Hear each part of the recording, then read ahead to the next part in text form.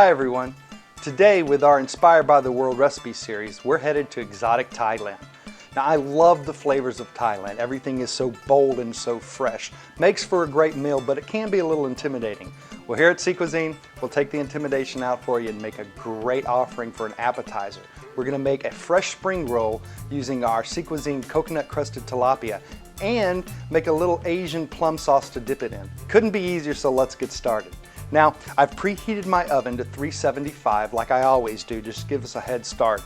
And the coconut tilapia has been in there for a while. So it's just about done. So let's pull it out. So I'm going to put this to the side, let it cool down a little bit because we don't want it piping hot when we start this recipe.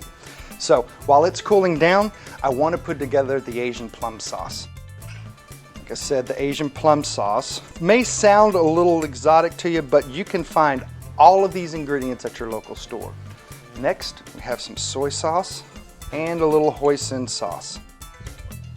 I'm going to give this a quick stir, make sure that all of our liquids are well incorporated. Then we just have a couple of more things to add into it. All right, we're going to add a little bit of scallion in there, some chopped mint, and a little bit of fresh ginger for a pop. So we're going to give this a quick stir.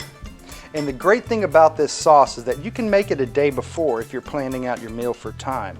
Now that that's all set, let's focus on our fish. All right, so I have one cooked fillet of the Sea Cuisine coconut crusted tilapia. And all I really want to do is give it some thin slices. We're going to just push that to the side right now. And we're going to want to wipe down your cutting board because you don't want any of the crust sticking to the outside of the wrapper. Now, time for the wrapper. This is the most intimidating part, so hold on with me and I'll talk you right through it. You need to moisten these. Now, I prefer the chef way of just taking some warm water and dipping it in it as such, and taking a spatula and just making sure all the edges are nice and moist. So now that we have our rice paper all laid out and ready to go, let's start building our spring rolls.